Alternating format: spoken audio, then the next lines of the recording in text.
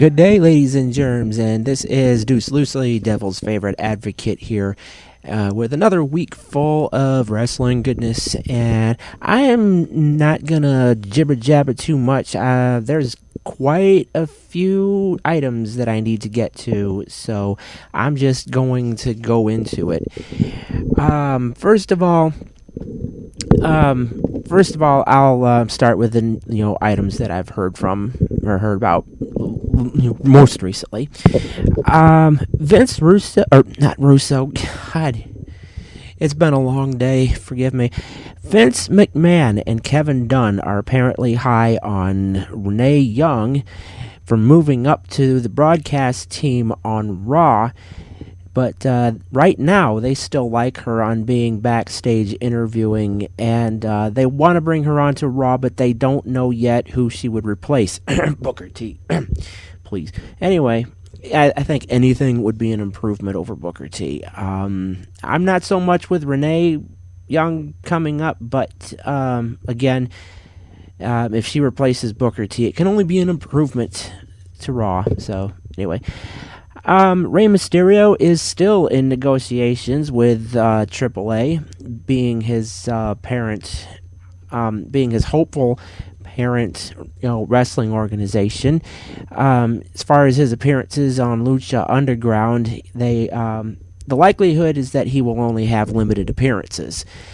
He's not going to be doing a full-time schedule like I'm sure a lot of people would have hoped he would, but his knee problems or whatever other injury things that he has, we all know that he's injury prone, so it's just as well that he stays off of a full-time schedule. Let's see. As in terms of the WrestleMania 31 finish with the Reigns and Lesnar match, as last minute as the decision was to have Rollins cash in, Brock Lesnar knew about it, and Paul Heyman actually worked with Roman Reigns closely about the finish. So they all were working together on it, and the backstage at WWE, the roster is still pretty defensive about Reigns not winning the title as everyone thought he would, and they're also unhappy that the fans affected decisions in WWE enough to change the outcome of yet another WrestleMania, the second one in a row. So people are not happy about that backstage, but what's done is done. Business rolls on. WrestleMania 32, there are already 2 matches set up. These matches are Triple H versus The Rock and Stephanie McMahon versus Ronda Rousey from the UFC. There's still a year between now and WrestleMania 32, and things can change, but for right now, this is what they're going with. So, so much for booking. What else have I got? Flip through my pages of notes here. I thought it was a slow news week. That's what I have written down here. I had it written down that it was a slow news week because WrestleMania just happened, but actually, no. This was anything but, because I'm looking at my notes and there's a lot of them. The AJ Lee retirement thing, that happened, and if you haven't heard about it yet, if you haven't heard the details over that yet, you've been living under a rock or in a vacuum or something, and you need to catch up. I need to catch up. I should have mentioned that last week, but that kind of slipped through the cracks. Let's see. Stone Cold Steve Austin says there is no heat between him and WWE. He actually wasn't scheduled to appear at WrestleMania 31 at all. The deal for his podcast being carried on the network never actually happened. It was something that was in the works. It was being talked about, but a deal actually never materialized. So That's the reason for that. It's not that there was any tension between Austin and Vince or anything like that, but so it's it's just one of those things. He wasn't scheduled for WrestleMania 31, and the deal, for him having his podcast on the network never materialized. Although Vince McMahon was still upset with some of the questions that he asked Triple H. So, whatever on that. John Cena has actually entertained a heel turn as recently as 2012. He actually spent $5,000 on having new ring gear made, and he actually recorded a new entrance theme for this heel turn. He's still thinking about it. It's still, on the shelf right now. It's not something that he wants to do at the time. He's not interested. He doesn't want to sacrifice the kids that are his fans, so he's not going to be doing that. The $5,000 that he spent to have the ring gear made, he actually canceled that order, and he told us, the designers to keep the money, and he actually unofficially started the it's an unofficial thing, but it's called the John Cena Scholarship for NXT. Basically, I don't know all the details about it, but the money that he donated to the to the seamstresses or whatever, I guess they decided that it would go to NXT, and whoever was decided had the most potential and the most talent or whatever would be given a $500 credit towards new ring gear, courtesy of John Cena. So that's the story behind that. But never count a Cena heel turn out completely, because he's still thinking about it, but it's not going to happen yet. Let's see. TNA has touring plans. They are currently in negotiations, making deals. They haven't finalized anything yet, but the word is they will be touring India, China, and quite possibly Australia later this year. Word isn't out yet about whether these will be televised events or whether they will be like the UK tours that they normally do. But India, China, and Australia, it looks like they will see TNA live. So hopefully we will see that on TV.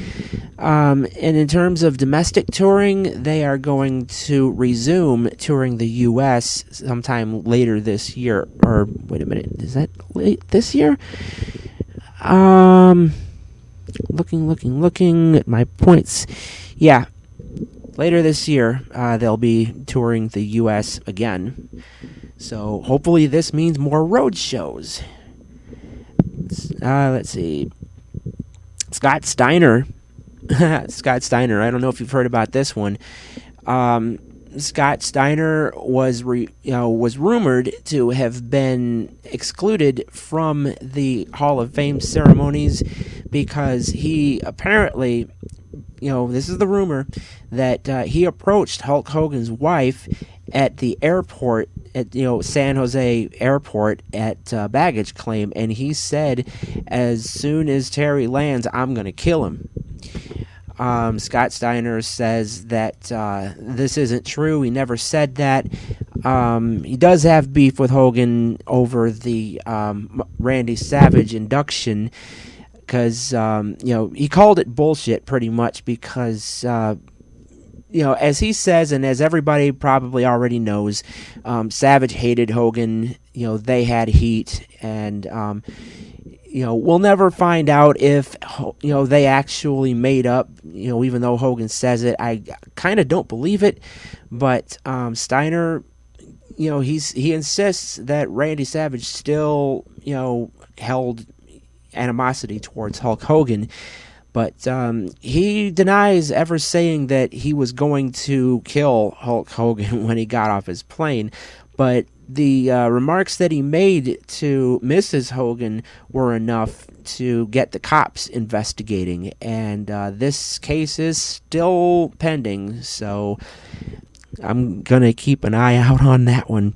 Stay tuned. SmackDown is moving to the USA Network sometime early next year. WWE apparently wants all of their programming, all of their televised programming, well, their major televised programming anyway, in one network. In one place, nice, neat little thing. And so we can look forward to that next year. SmackDown and Raw on the USA Network. Tough Enough will return to at least the network on June 23rd. The Rock has also signed a deal with the USA Network for a reality show, which he will be doing alongside his ex-wife.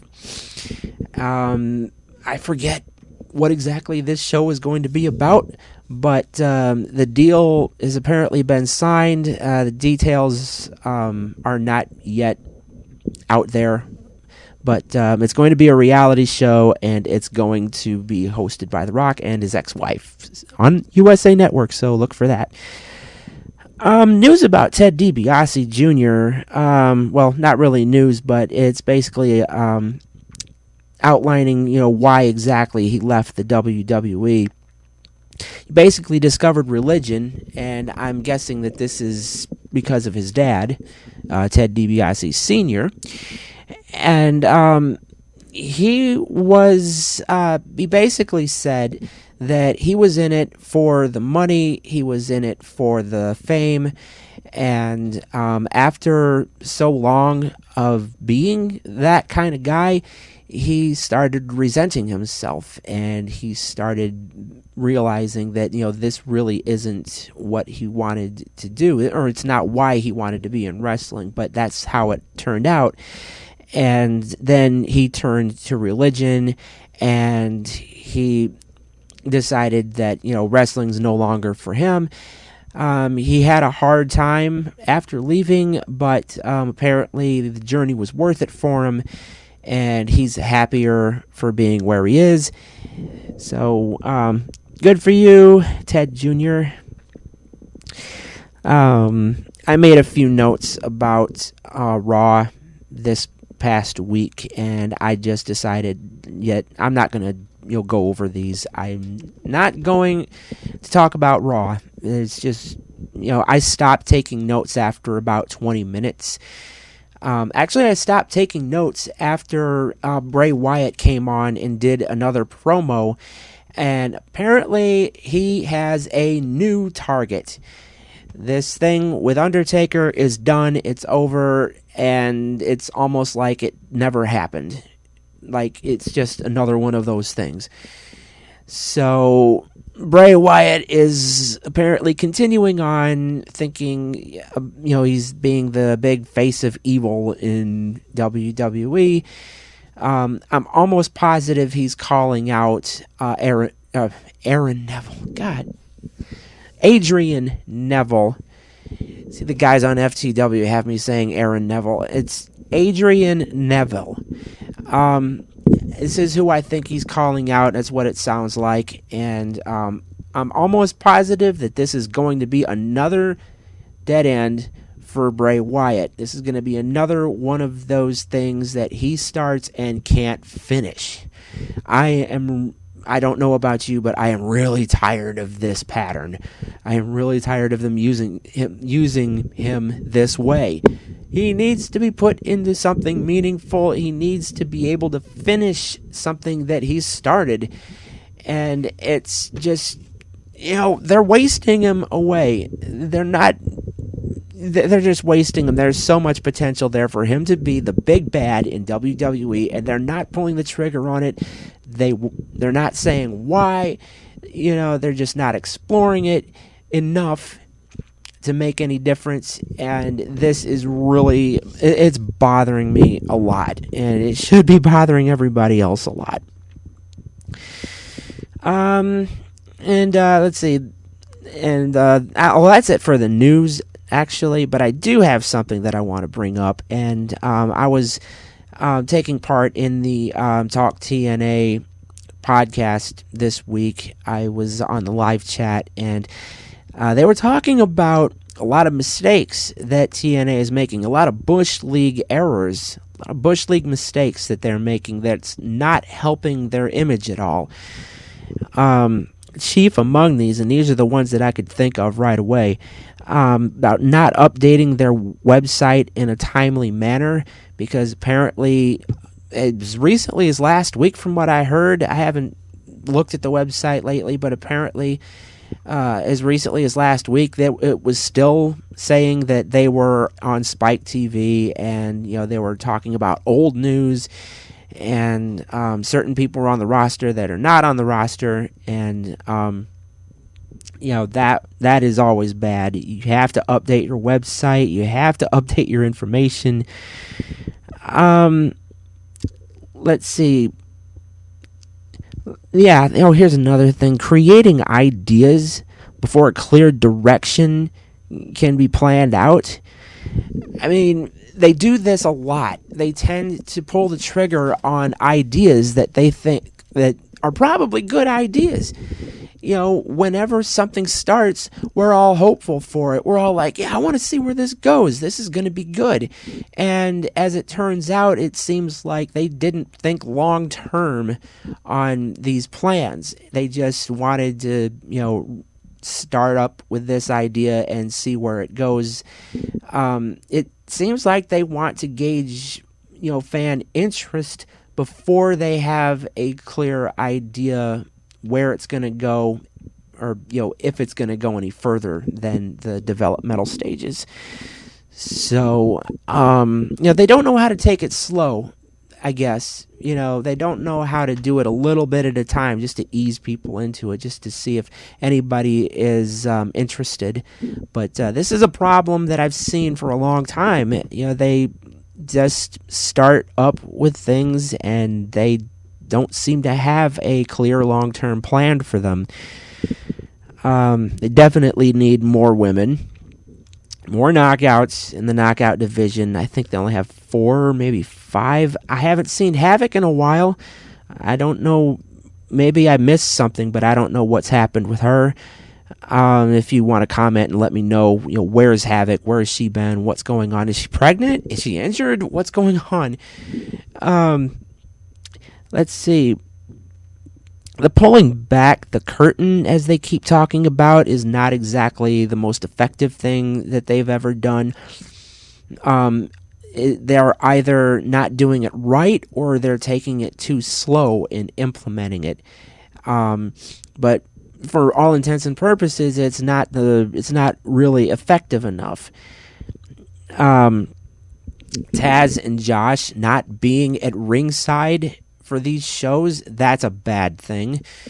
Especially now that they're back in Orlando doing the Impact Zone with their crappy audiences there. But still, Taz and Josh Matthews need to be at ringside for those shows at least.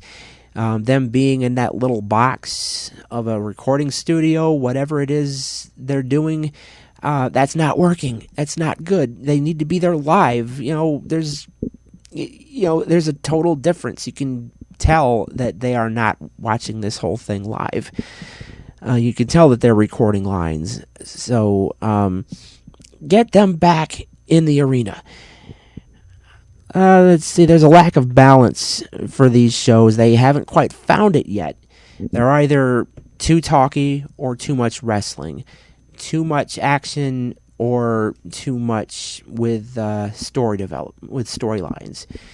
Too much drama or too much action. It's it's not often that they can find a good balance, but when they do find a balance, they can't seem to stick to it. And that's also a problem. Oh yeah, and this thing about the live Twitter show this week, I know they have the technology to pull this off.